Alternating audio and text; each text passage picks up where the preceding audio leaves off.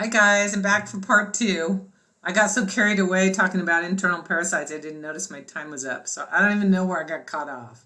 But anyway, I think I talked about tapeworms and we talked about not eating pasta. But anyway, there's a tapeworm. The eggs are in these little segments, but you can recognize tapeworm because they look very segmented. This is in a person's hand, so you get the idea of the size. This is a roundworm or an ascarid, probably from a horse because it's really big. Horses get ascarids, so do puppies and kittens. These things that look like a leaf, kind of, those are liver flukes. So those are all the different kinds of internal parasites. Okay, let's talk about the immune system for a little bit because we're talking about disease. Your immune system protects you against disease. So your immune system basically is a body system that allows for the identification of foreign invaders and the subsequent destruction that can happen to that foreign invader. Your immune system is in charge of destroying foreign invaders. Your immune system also, has different levels. Your ability to resist infections or toxins depends on your age, your health, your environmental conditions. All kinds of things affect your ability, strength of your immune system. And that is what's meant by immunity existing in varying degrees. So your book talks about natural or native immunity. This immunity is not, it doesn't come from the mother. It's basically, it can be genetically predetermined. So some animals are resistant to disease. There are actually breeds of chickens that are resistant to a disease called Marek's disease. So it doesn't have anything to do with the parents being vaccinated or anything. It's just genetic disease resistance, and that is a good thing because that saves a lot of money. It saves energy and time, and those animals are going to be a lot healthier in the long run because they don't have to be handled for a vaccination. They don't have to have any side effects from vaccines and things like that. And then your body has its natural, things that protect you from disease.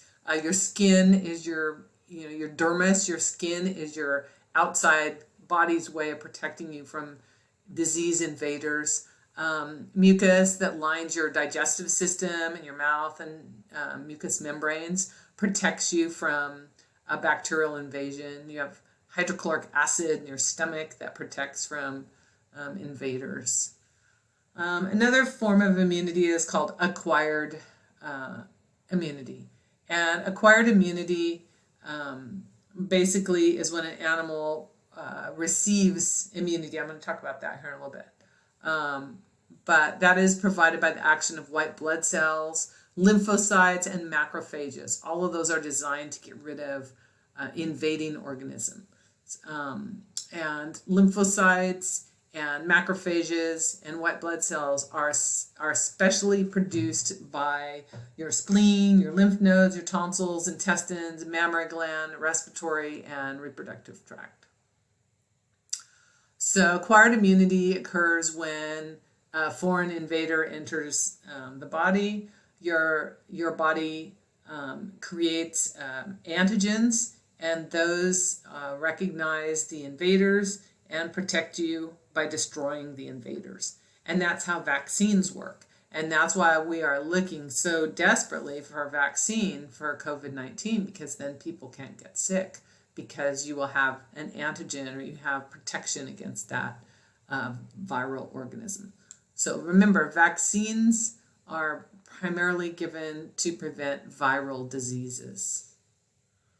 So the activation of the acquired immune system, you have an initial invasion of a bacteria or a virus, and that stimulates the body to produce antigens in all those body systems I just talked about.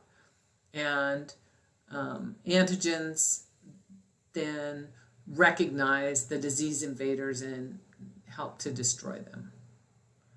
So when we talk about immunity, the immune system has a couple different ways that it works. One of the most important things that you need to remember for baby animals is when a baby animal is born, they have very, very little resistance to disease. They may have that genetic resistance that I talked about earlier, but one of the ways that newborn mammals obtain immunity to diseases is through the colostrum. And basically that's called passive immunity. And it's literally like a transfusion of antibodies that last a short time. They last about a month in, say, a lamb or a calf. But those antibodies come in the first milk the mother makes, and that first milk is called colostrum. And that is how, all mammals receive their initial disease protection. So the other thing that's important about that, that's really important, is animals can only absorb that immunity for about the first to 12 to 36 hours after being born. It's like their intestine is permeable, and those antibodies, the disease fighters, protectors, can go through the lining of the intestine and go to the different organs where they can develop, antigens or whatever. But it's only for a very short time. And that's why when new animals are newly born, it's very important that they receive colostrum from their dam or from their mother. And that is passive immunity. So we already talked about this a little bit, but immunity can be affected. Even that little calf that you saw with scours, part of the reason why he might have scours is because he did not receive colostrum during that 12 to 36 hours. Or it could be because he was stressed when he was born and it was, 105 degrees out. Or maybe the cow was a first calf heifer and she didn't take care of the calf and he got chilled, or something like that. So those factors can affect the animal's immune system, which then affects its ability to fight diseases. Nutrition is very important. I always say probably the best insurance, health insurance, and the cheapest health insurance for a human is to take a daily vitamin. So that provides you with, all those important vitamins and minerals that your body needs. So when we talk about vaccines, a lot of times we vaccinate pregnant animals. You have to be really careful about this, but we can vaccinate pregnant animals. And by vaccinating an animal when it's pregnant, following, the proper precautions and using the correct vaccines, it stimulates that passive immunity. So we can protect that newborn lamb from diseases that might be on your farm or it might encounter during the first month of its life. So we always vaccinate the sheep at school for tetanus and enterotoxemia, because those are two very deadly diseases of baby lambs. So we vaccinate the moms, and then when they have their babies and the babies nurse the milk, they get a little boost of immunity. So remember that a vaccination program is designed to stimulate active immunity in specific animals in your herd. So we vaccinate animals to protect them primarily from viral diseases, but that is why we vaccinate animals. And remember, that is why you rely on a veterinarian. Many times the specialty of a veterinarian is more in herd health rather than treating animals on a daily basis. That's what a livestock veterinarian specializes in compared to a small animal vet. So how do we provide vaccinations? Well, that's called the routes of administration. The most common way to vaccinate poultry, well, it is an oral vaccination, or we use a spray vaccination, which is kind of oral, or it's aerosol and they breathe it in. So this is kind of a slow way to gain immunity. And it can be, if the animal isn't active or it doesn't encounter the vaccine because it's not thirsty if you're putting it in the water, or it's sprayed over and it doesn't get the vaccine, that can be a disadvantage of an oral vaccine, in chickens anyway. Other methods of vaccination, I'm sure you're probably familiar with most of these. An IV, I've never really heard of any type of IV vaccination. A lot of times we will give drugs to animals, especially to alleviate pain. We'll give it IV because it works really fast. When we sedate animals, we have to do a C-section on the cow, we're going to use an intravenous, sedation to make it so she's sleepy and she doesn't feel the pain. Intraperitoneal is in like the abdominal cavity. I've never ever given a vaccination like that, so it's relatively uncommon. The other two are very common, intramuscular and subcutaneous. So an IM vaccination works faster than a subcutaneous, but we have to remember that an IM vaccines are slower to absorb into the body, but you have to remember an intramuscular vaccination is you're vaccinating a marked animal in the muscle. And so that can leave a residue. And so that's not what we call good management practice. So subcutaneous is the best and most common method of vaccinating meat type animals. We do not like to give too many intramuscular injections unless that is the absolute most required route. This is an example. I swear this looks like a horse, but they said it's a cow. So it's subcutaneous, so they're pulling up the skin and giving the vaccination in the skin in the shoulder, not in the muscle, but underneath the skin. That's subcutaneous.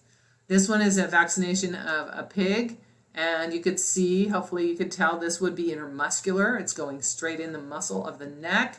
This area in the pig is a relatively low value cut. You're never ever going to give an injection in the ham of a pig or in the, like the loin. It's always going to go in that neck area in most all animals, market animals.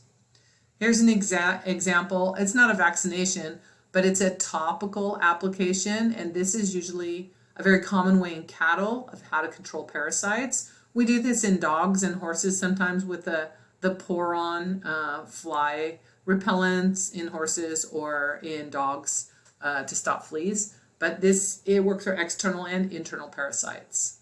It's ivermectin usually in cattle. So we can talk about biologicals, pharmaceuticals, feed additives, and pesticides, and I have about 3 minutes to do that. A biological is derived from living organism, and it's usually designed to develop immunity. So biologicals is a fancy word for a vaccine, which is a viral.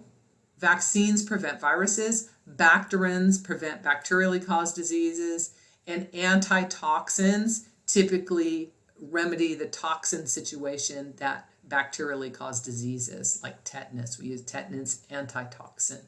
So biologicals basically stimulate the immune system. Antimicrobials are like antibiotics. They inhibit bacterial growth. So antibiotics work good on bacteria. And you have heard of tetracycline, which I believe that's spelled wrong, or you have heard of penicillin. Both of those are antimicrobials, or you might call them an antibiotic. Pharmaceuticals might be a feed additive that's added to feed to prevent coccidiosis. We do that all the time in commercial lamb feed. We add decox or a coccidiostat to prevent coccidiosis. That's a feed additive. And then sometimes we can use pesticides, which was that Poron that we just saw in that calf, putting the Poron on its back. So when you consider a vaccination, you have to remember the old adage, an ounce of prevention is worth a pound of cure. It is important that you have a good vaccination program and that you're vaccinating for diseases that are found in your area and are relevant to your business operation. It is good to vaccinate, but vaccination has to be combined with good sound management.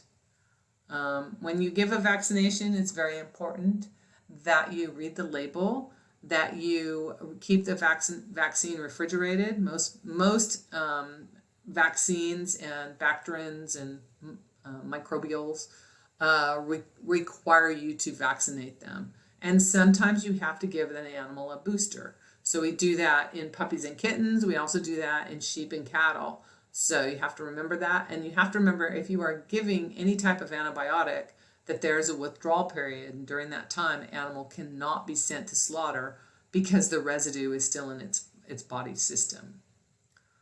So remember that health management is very important. A veterinarian can help plan your vaccination program, but you have to remember that when you're managing animal health, it's more than a veterinarian. A veterinarian oftentimes is a last resort. So you want to plan better than to worry about having a veterinarian solve your problems, because most of the time that's not going to happen. Okay, and I hate to say it, but at this point I am out of time.